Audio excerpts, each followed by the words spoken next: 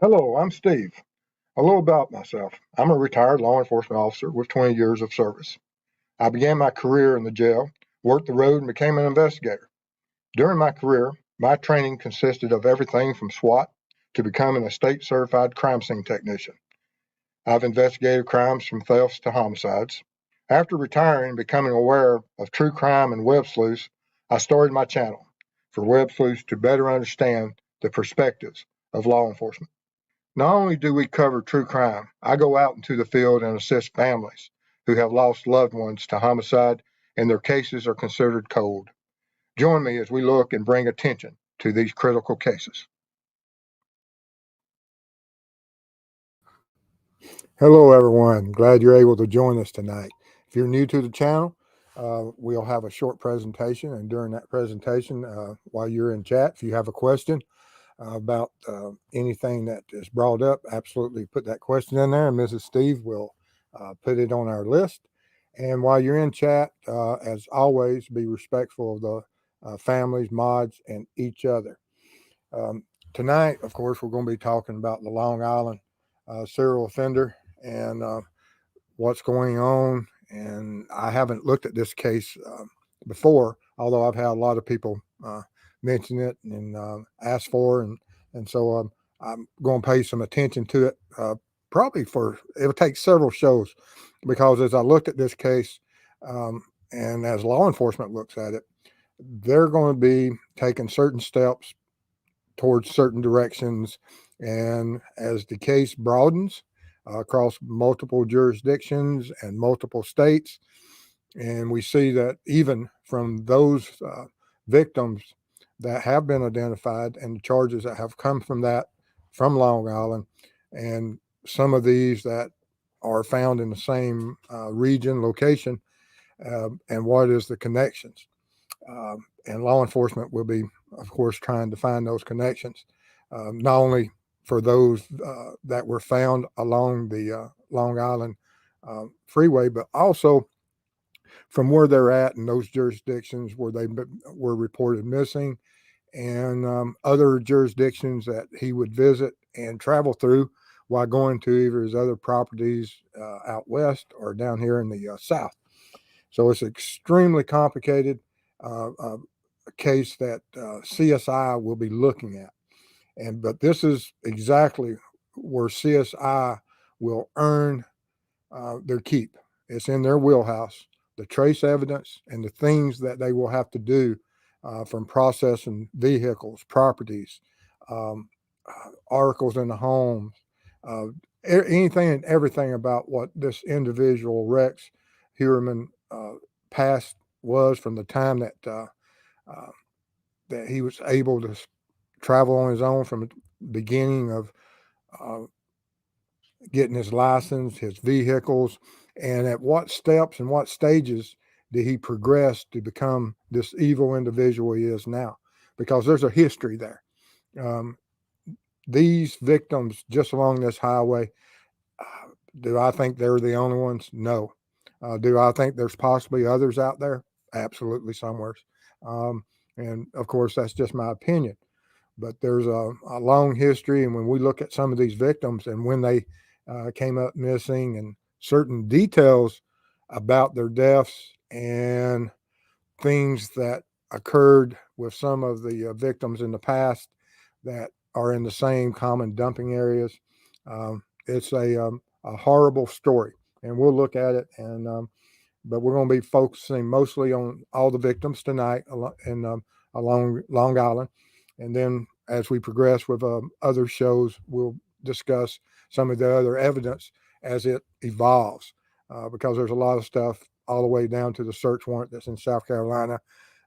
And I'm sure there's search warrants that's we're not even aware of yet across the United States. And I expect that to be the case. All right. With that being said, we'll get started here. All right. Of course, a grand jury in New York has charged Heuermann with 3 counts of first degree and 3 counts of second degree, and connected with the deaths of 3 women found on Long Island. And of course, he's pleaded not guilty to all counts, as I currently understand. And of course, there's a fourth victim also linked, and we have to look at this and see where this is headed and what does this all mean.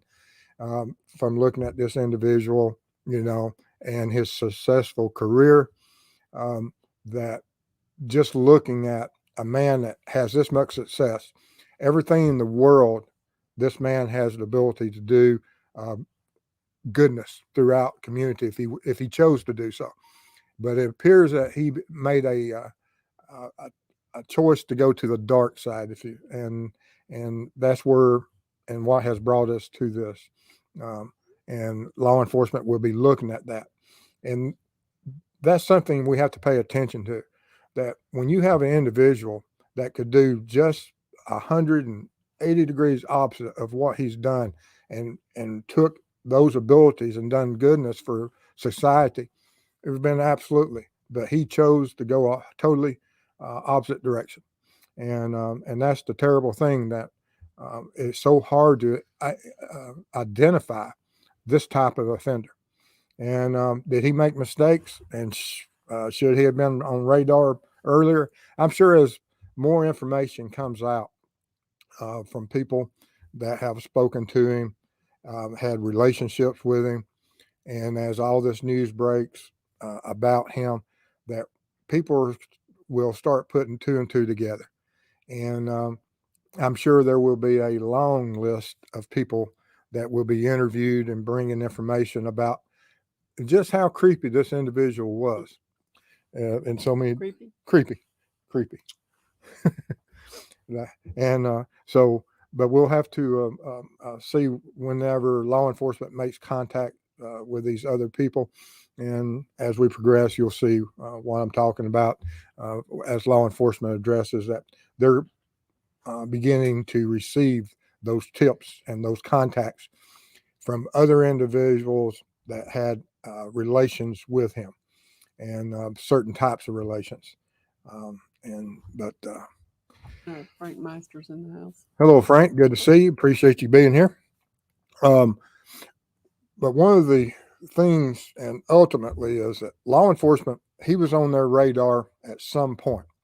And what drawed him to coming on radar, and we'll learn more about that. What tip was it?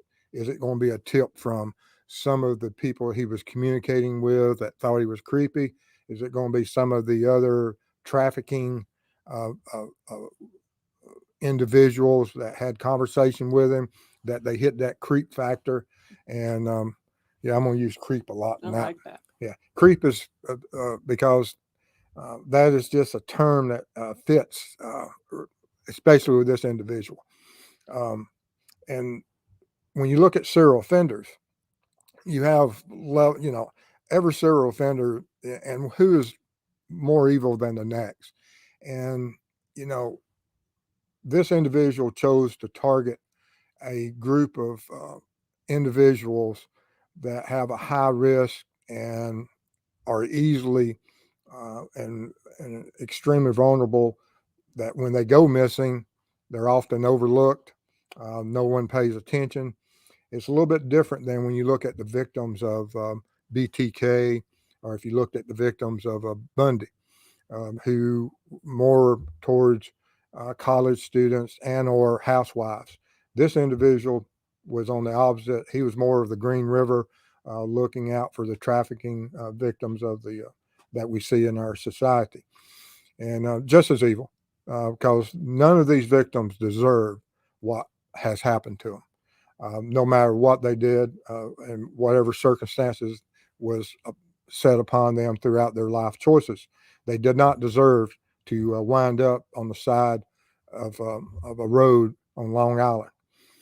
But this one case that they were able to do, and like I said, there was something that put this individual on radar law enforcement, so that uh, they were able to tie um, the DNA matched the hair found on a burlap type material that was used to tie up one of the victims, Megan Waterman.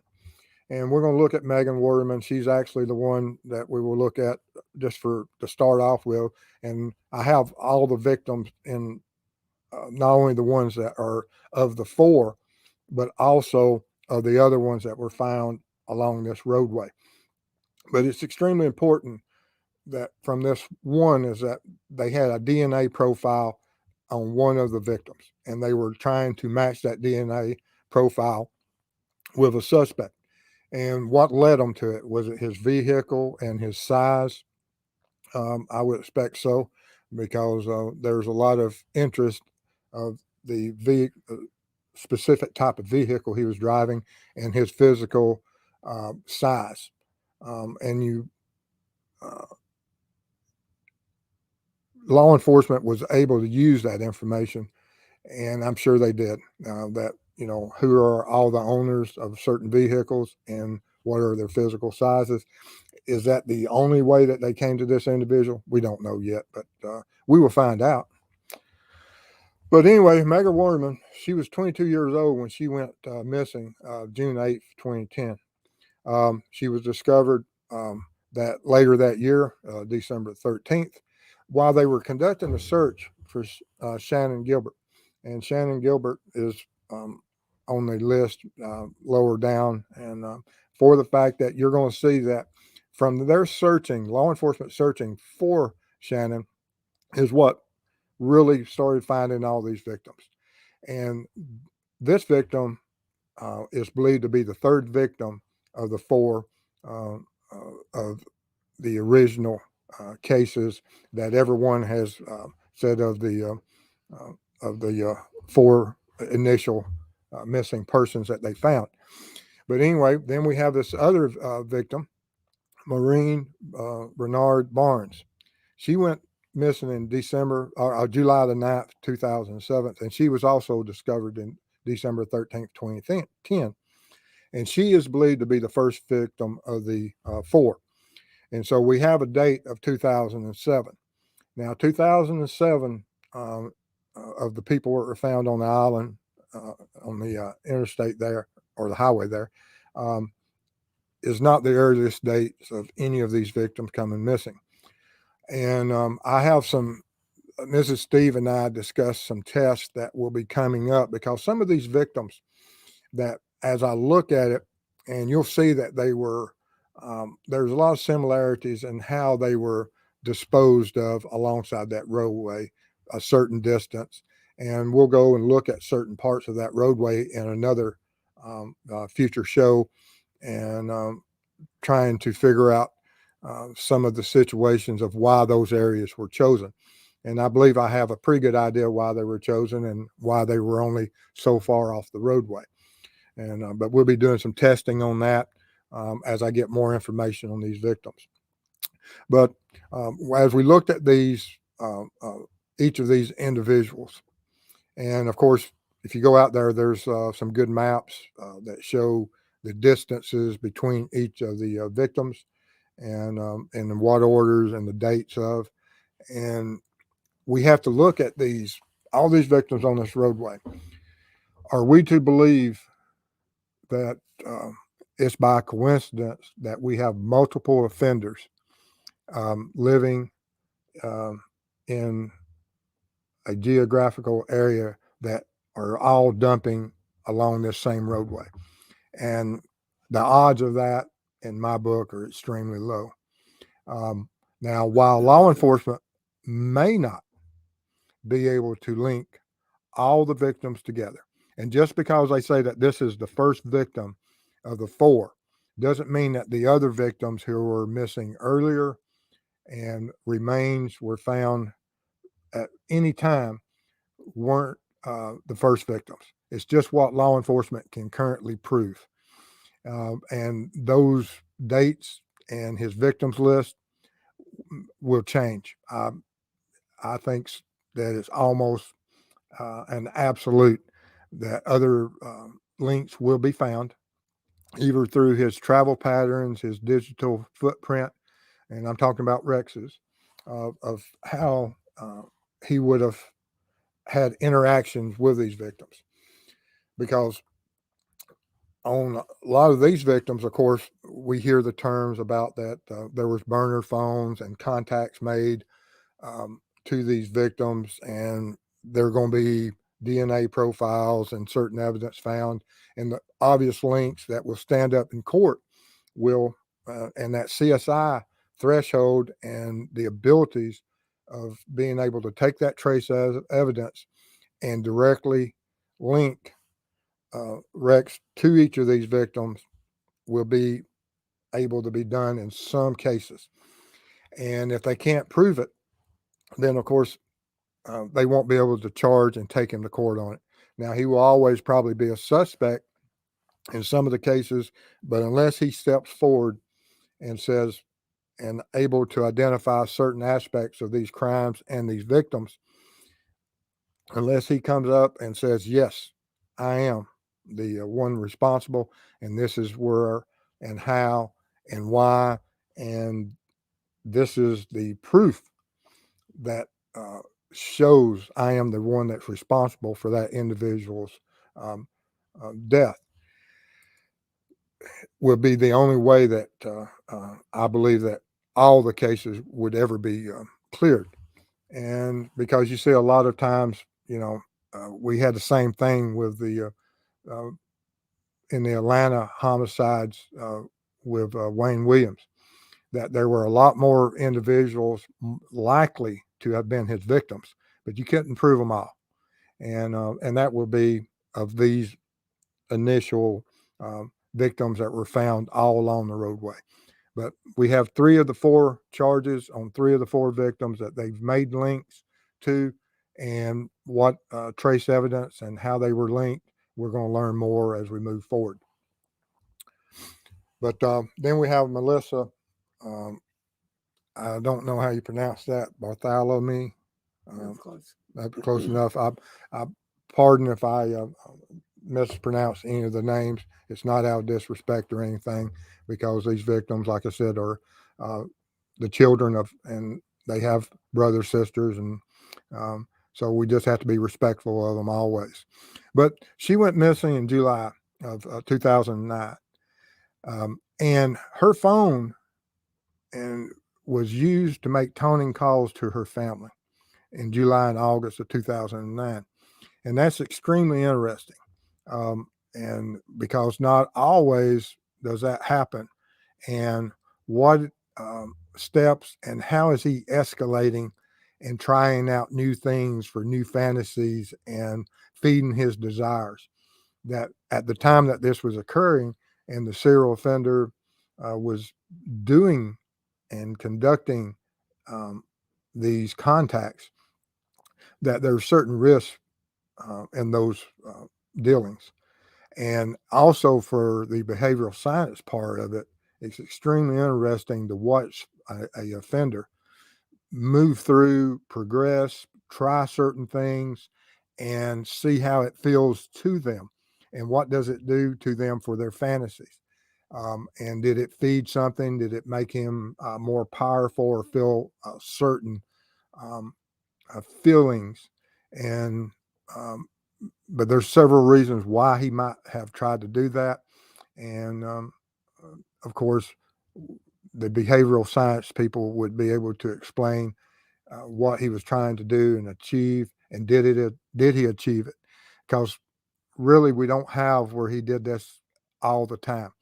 Now, will we have other victims that he might have been coming out of, and some of them are survivors that he may have contacted and made certain threats, and certain acts were committed of some of the survivors and almost victims. And law enforcement will be, like I say, having to go through those individuals and see how they were able to survive, and if he was doing it during this time period, because there was something that was striking him to do this on this case. Just don't know what it is yet.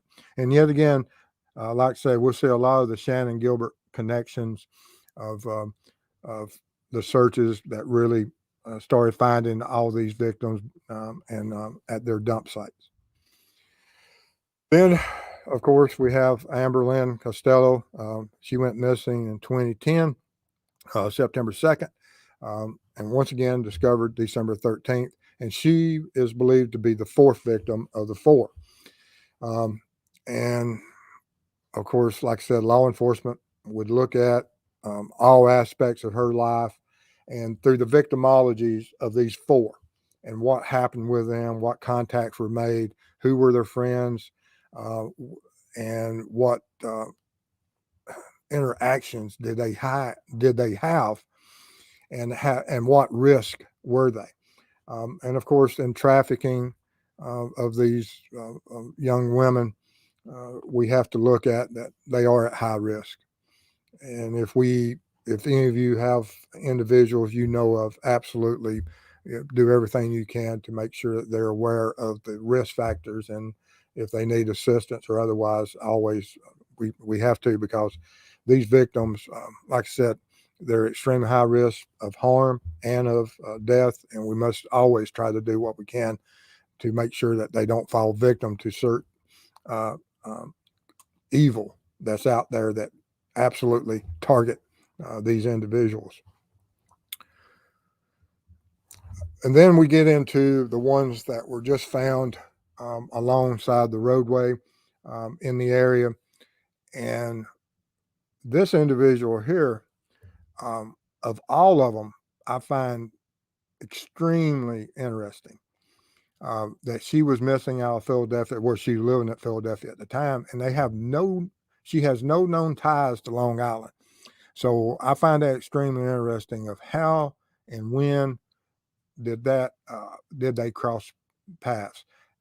Now, of course, law enforcement hasn't connected them other than that she's on the same road and disposed of in that area that is the grounds of where this serial offender Rex is disposing of his victims.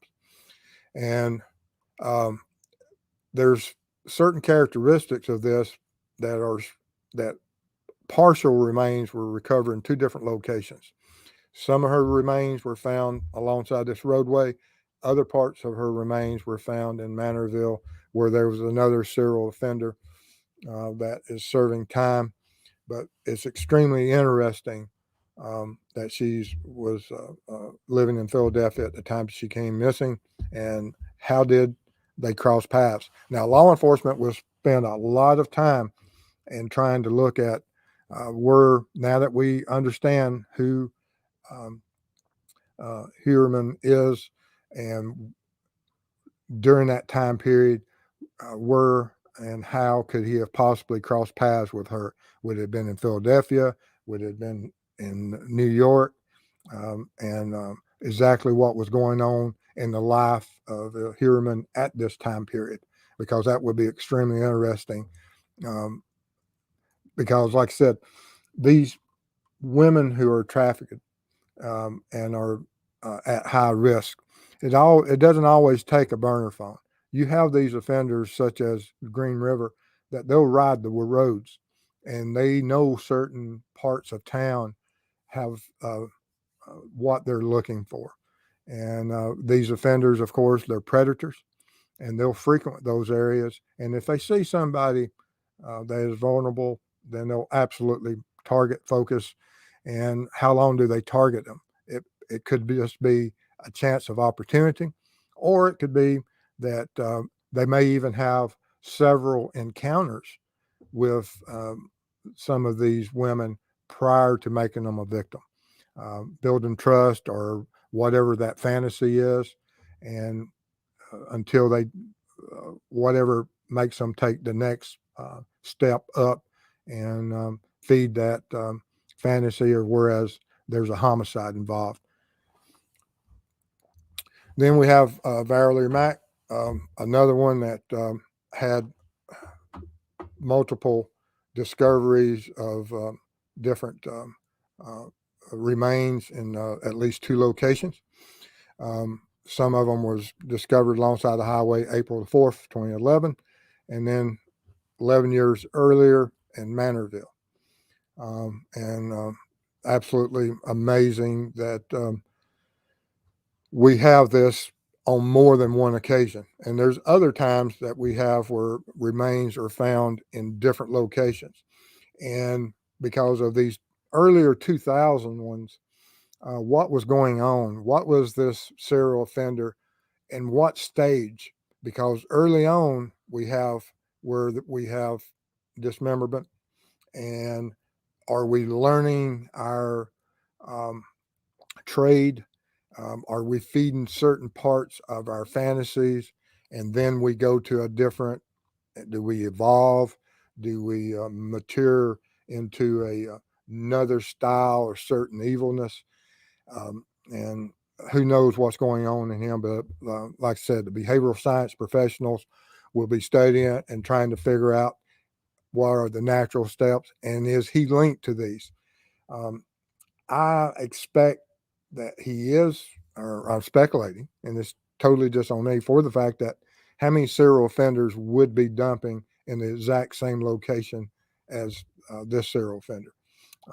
And I just don't, I think the odds of that occurring is mathematically beyond anything uh, that is 100% or even close to it. Then we have Jane Doe number 6, and that was discovered, and on the same day, April 24th, just a few hundred yards away, I think about 4/10 of a mile, less than a half a mile, that they believe that a female toddler around 2 years of age was discovered. And of course, the relationship of Jane Doe number 6 and this toddler is not any relations at all. You would expect, oh yes, that these two are related, but we find out from looking at um, another victim, and there has been a DNA link, from my understanding, to another victim that was discovered along this same pathway, this same highway. Um, I think it was the following week, and I think that was going to be Peaches. We'll be getting to that victim here in just a moment. And then we have an Asian male, and this is extremely interesting. Another one of those things that stands out, that he was discovered the same day that number 6 and the toddler was found, and he's believed to be between 17 and 23 years of age. And his remains, when they were discovered, they believed to have been left at that location from anywhere from 5 to 10 years prior to the discovery. And what would have prompted this male, and what could have been? Is it another part of this Rex's life of experimenting, and or was he tricked and believed that this possibly was a female? We don't know, but law enforcement will be looking at every avenue and prospect. That was this someone that possibly he misidentified as a female, and then it carried on into a homicide. And I'm approaching it from the likelihood that these are linked. I have no evidence, no proof, other than that, say, the proximity of each of these being discovered. I just don't see it being by chance, and that there is a high probability that they are linked. And we have to look at how and why he possibly, that we have this Asian male that's in that same section of highway, and how could that have occurred, and what mistakes possibly could have been done by an offender upon seeing this individual. Doesn't mean also that this individual didn't possibly come upon a crime that Rex was committing, and just due to circumstances, he became a victim, because Rex is a big boy. He's 6'4". He's huge. And when you see him walking along with law enforcement officer, you can see how, and he's been described as someone that not so much intimidating, but that he's impressive in size. And when you see him, and so there's a lot of different reasons, not just saying that this individual here absolutely was in being trafficked or a sex offender or anything of that nature, but that, he may have just had seen something he shouldn't have seen, or he was part of the sex trade as far as being a protector of one of the other victims, and stepped in trying to protect one of his girls in the trafficking. And Rex took care of that from what possibilities and the best way that he would have known how, and would have included him as a victim. There's a lot of different reasons. You have several chats in here that said that Rex actually searched for that type person. Mm-hmm. Okay. Yeah, and it could be. Like I said, there's a, Mhm. and we hadn't even got to that part of. That's another part of the future shows. But yes, thank you, because when we get to the searches that he made, yes, that's a whole new show. Oh, wow. Yeah, He was a busy boy. yeah, he was a busy boy. He did a lot of different things. Obviously. But like I said, there's a lot of different ways that law enforcement is going to be looking at this. And but thank y'all, absolutely. And then of course we have Peaches, which was identified that she's an African American, 20 to 30 years old, and discovered April 11th, and she's believed to be the mother of the toddler that was discovered. And once again, how could that interaction have occurred? And was he trolling? And I'm saying, was Rex trolling certain areas and looking for somebody vulnerable, such as having a child and having to take care of it? And he was um, taking advantage of the situation, offering to help and assist. And then, of course, this female is drawn into his web and becomes a victim. And there's a lot of individuals out there that are these predator types. That's exactly what they look for. They look for some victim, and they trying to find what avenue and how can I get into their life to put them at ease and be able to take a advantage, because that's what these predators do. They take advantage. They have they're narcissistic.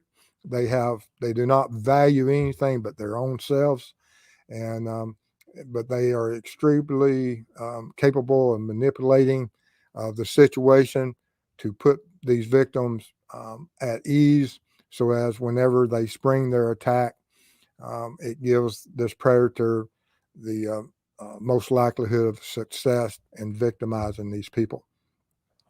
And this is another one of those victims that, now you go back all the way 1997. So we're getting back before the 2000s. And so when we're looking at this, is this some of the early steps prior to him going in looking at prostitutes, that he was already taking steps and trying to learn and seeing what victims that he could take advantage of? Because like I said, we're back into 97. And is this going to be the earlier victims? I think so. And I think that he was learning his trade and taking those steps. And there's probably other victims prior to this. I'm speculating once again, but these individuals, they build and they learn from their previous victims. And I think so in this case particular, because we also have a bite mark on this victim that we don't see.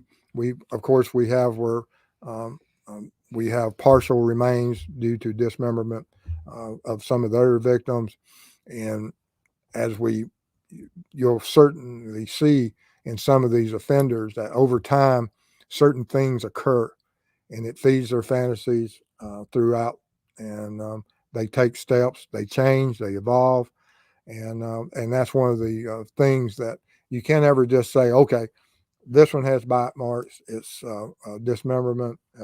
We have partial remains, two different locations, but law enforcement will look at where was the offender at the time, and if they can put him somewhere that he's nowhere near the locations of where these victims are, but we don't know the victims' names, so law enforcement's going to be at a loss of how he will cross paths with someone such as this individual identified as Peaches. And then we have Fire Island Jane Doe, and once again we have partial remains, and we have 96. So between 96 and 97, what was he looking for? And we have these early victims. And where would he have crossed paths with him? And how would he have crossed paths with him? And we have a DNA link that, you're looking at 15 years difference from the time that this initial remains were found on Fire Island, and then in 2011 to the same area of where the Long Island freeway is. And so, what is the link and what does it mean? And I think it's, like I said, it's part of his learning curve. I'm speculating, but law enforcement will have to address this and look at it. They may not be able to prove or link any of them, but they're going to be looking at what was his link to Fire Island, and who is this person, and what and when will they be identified? Because I can't believe in this day and age that we haven't identified all these victims, especially through all the DNA genealogy progress that has been made. And I think they will identify them at some point. But this victim here, which is what started in the discovery of all the other victims, that during the search for her is when these victims started popping up. And that her remains were found December the 13th, 2011. Also, and we have to look at, is it possible? Is it linked? Will it be ever linked? We don't know. But she went missing in May the 1st, 2010. And we only have to wait and see what modern science can do. But because, like I said, when you look at the four connected ones, that they were all linked to them looking for Shannon. And with that being said, do we have any questions? Yes. All right. All right, let me get over here so I know where I'm at.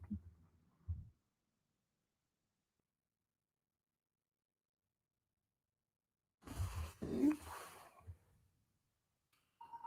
All right.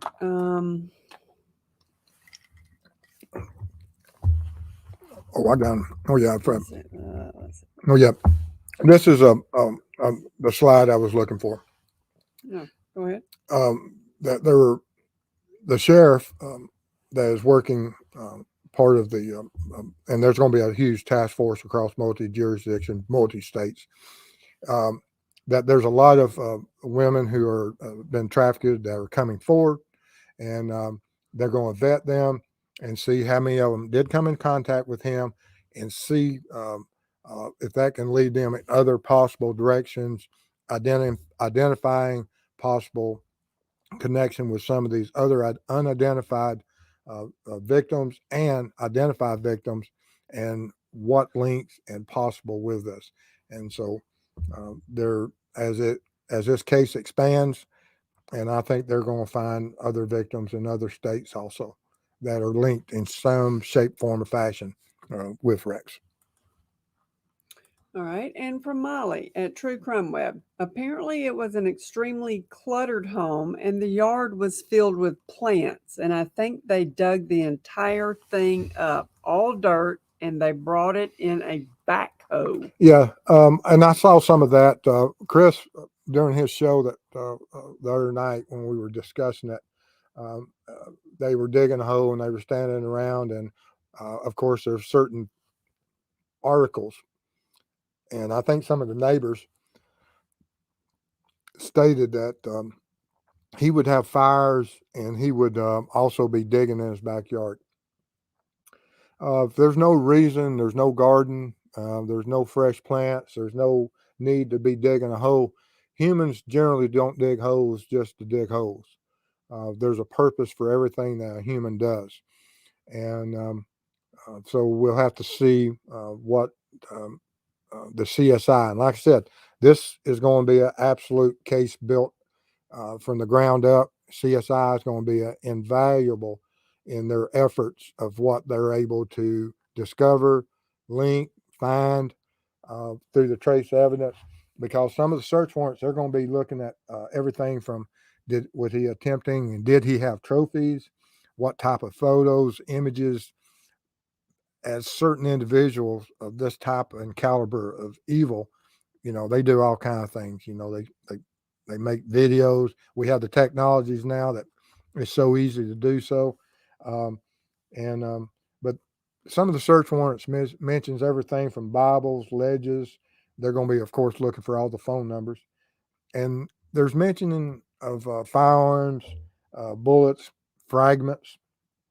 And of course, this is just a CSI dreamland of cases that when they get into that and it being in their wheelhouse, they're going to be able to make a lot of progress through what guns he owned, what ammo he has, and are there certain things found along with the victims on Long Island that might be able to be cross checked with the discovery of the victims and manners of death, cause of death, and we just don't know yet. All right. Okay.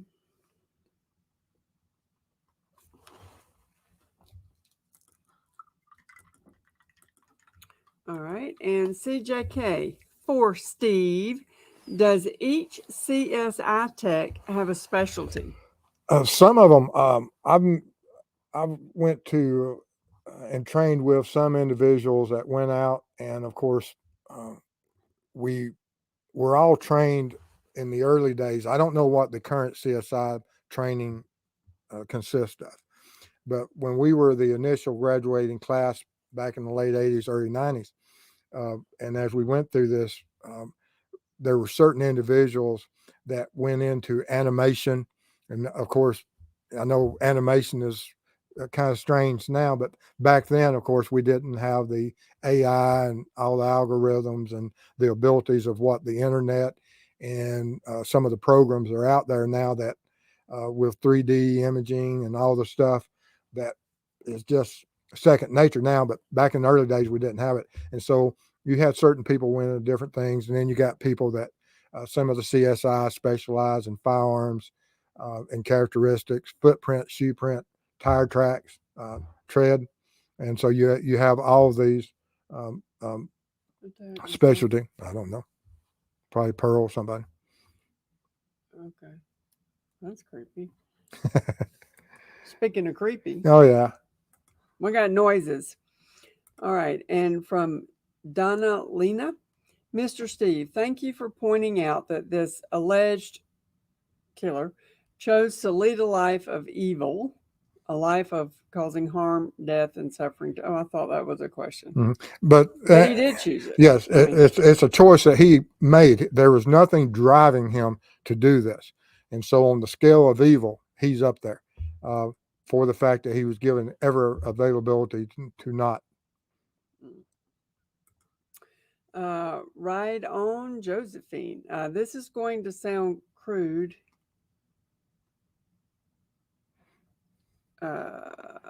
Yeah. Did every contact lead to a killing? Now, of course, that may be out there, and and it's not always the act itself that gratifies these individuals, and that's where we have to always look at it. It doesn't have to be that there is that moment of ecstasy that drives these individuals. That has because certain people, there's certain things that drive the human mind, and it's what's in that human mind and what's gratifying to them that we as normal individual, and who's normal, but we as normal individuals, we try to rationalize these people, and we try to rationalize that what may feel good to us or drives us to certain things that and certain aspects and appreciation of pleasures and otherwise, that has nothing to do with these individuals. It can be totally a mental of something that has nothing to do with an actual act, and trying to rationalize it sometimes. And that's the hardest thing for us to get away from, that It doesn't really have anything to do with the physical act itself. The mind is so powerful, and it's what drives this evil. Okay. And Dave, we talked about this. In my opinion, this guy may become one of the most prolific SKs of all time. We're looking at there's a possibility that the earliest one on the Long Island we found is 96, and we have one in 97 that went missing out of Philadelphia. And so I agree, Dave, that we're looking at almost 30 years, of that we just on these dates. All right. And from Southern Gal, True Crime, at True Crime Web, do you think he could have hurt younger girls when he was a teenager, younger adult? Oh yeah, he absolutely. That's possible, but law enforcement will look at that and they'll see what his demeanor was during his school, and all that's going to be coming out. There's going to be girlfriends, high school friends, school friends, elementary friends. Some of them is going to be coming into the limelight and giving their stories. That's going to be coming out. No ifs, ands, or buts. So we're going to learn a lot about when he was creepy and when he first became creepy. And that's going to tell us a lot about this individual of were there other victims early on and what were those and what occurred. It won't be surprising on this if this does come to be true, but we'll learn a lot about him in the coming days. Okay.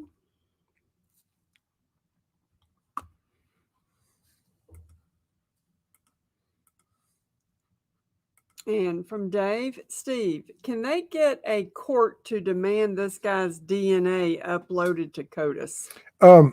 I saw where there were certain things about,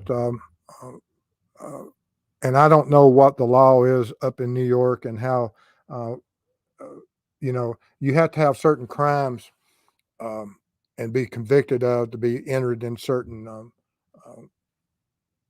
DNA profiles and CODIS and everything.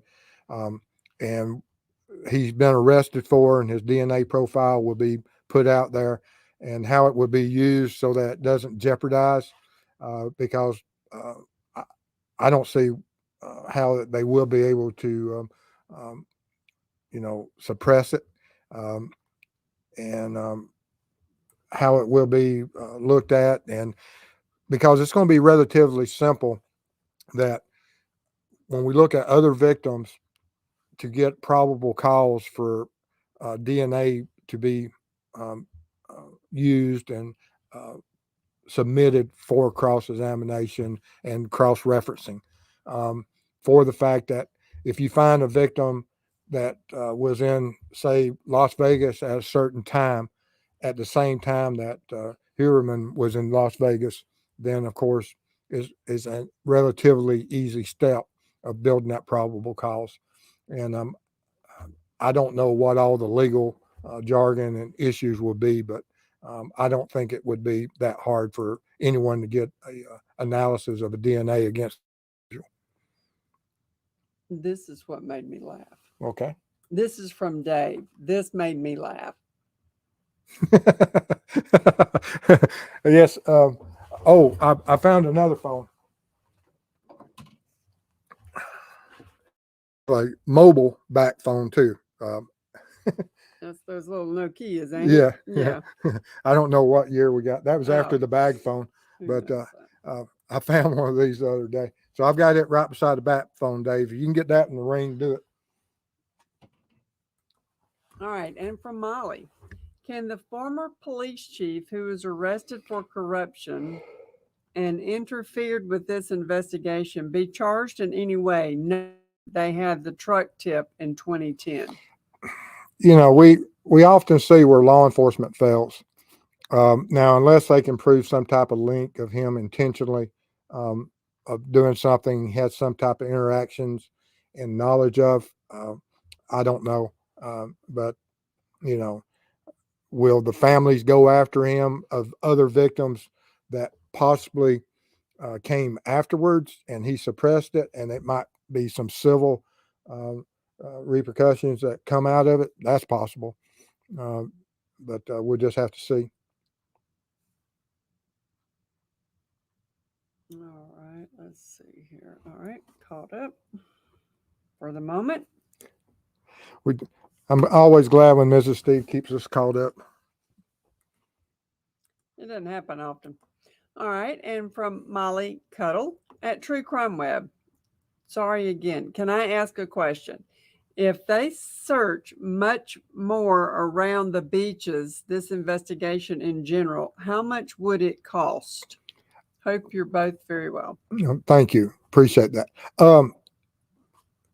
Of course, every jurisdiction has, and this task force and what the government decides to put into any search and trying to find all the evidence.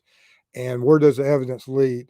You know, if CSI goes in there to, say, the South Carolina or Long Island beaches or whatever, and they go in and they have certain evidence or certain clues that say, hey, we need to do this for the fact I believe there's more evidence here, then whatever the cost is that links and identifies this offender and brings justice to these victims for the fact that, is there a possibility that there's other, you know, another offender out there that might be linked with him?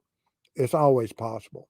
And you never know those answers until you look at every bit of evidence and where it leads. And if it takes you out in another part of the beach and whatever the cost is, you know, it's worth it to make sure that this individual justice is served. And from Betty at Mr. Steve, how do you stay grounded having to deal with things like this every day? God bless our law enforcement people. Can I answer that? Sure. He doesn't sleep very well.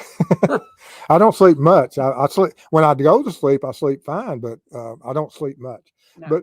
But I just hate evil. I cannot stand people to be victimized. And I'll be meeting with some families actually that are traveling through tomorrow. They contacted me today, and of course, it's another cold case family that's just on their way to Florida that's stopping by, and I'm going to talk to them. And hopefully, sometime in the future, I'll be able to discuss that case. But I'm meeting with them tomorrow, and yeah, it's just part of what we do. And I never imagined that my channel, from going from trying to just be a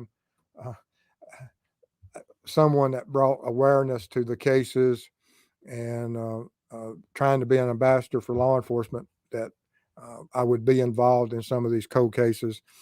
But through those cold cases and from covering these cases such as Heuermann and the evil and that he has done, has opened up doors. And I appreciate and seeing these families. You know, when I was talking to the victim's family today that are passing through tomorrow, that their gratitude and appreciation is just something that's absolutely humbling. And I have that ability of having an impact, and that's what we have to try to do.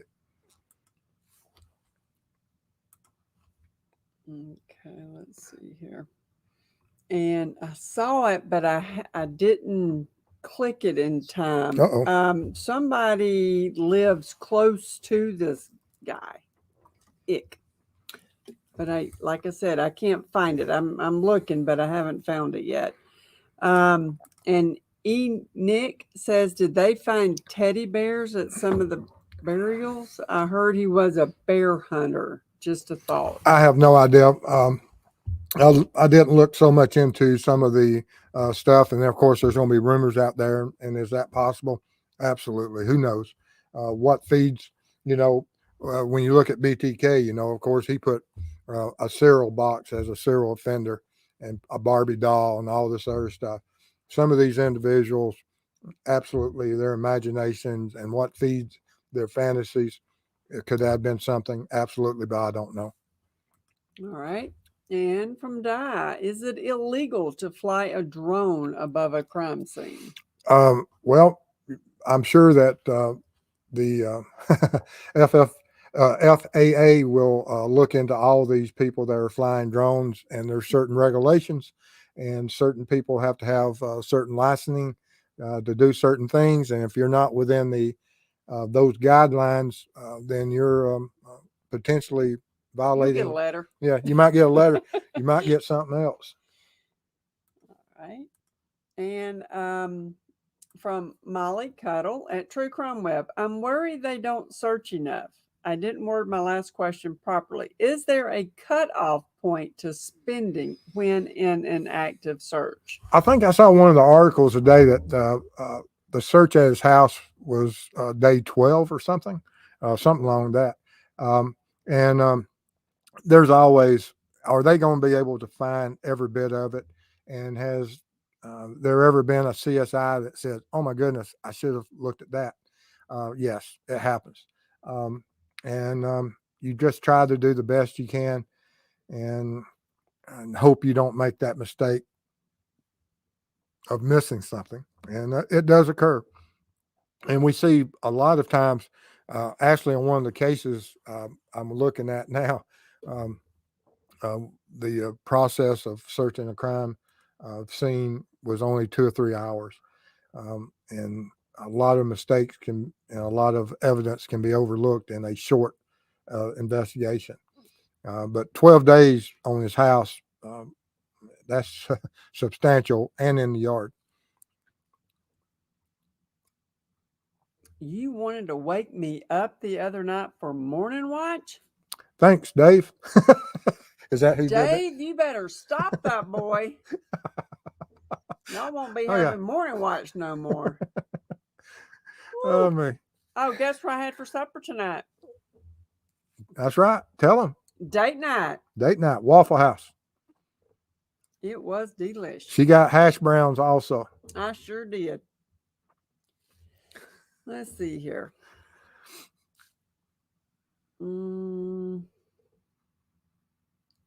Dave's been to those beaches. Oh, Yuck. All right. And that's it. all right, guys. Well, I appreciate y'all being here. If you like the video, absolutely give it a thumbs up, share it, subscribe. And we appreciate everything. And we thank all our supporters. We thank our mods, and we thank all the viewers out there. We wouldn't be able to do what we're doing and moving forward as we go forth and trying to have an impact.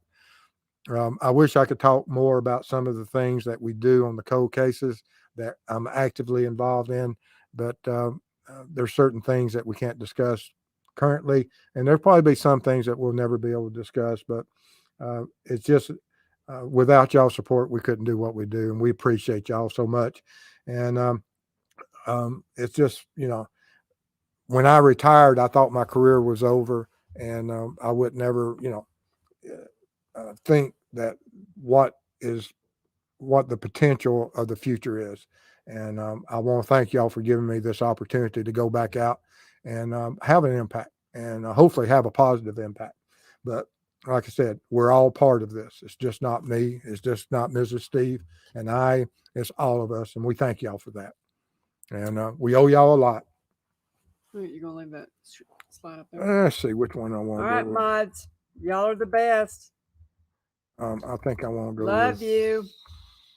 with her. Have a good one. Thank you.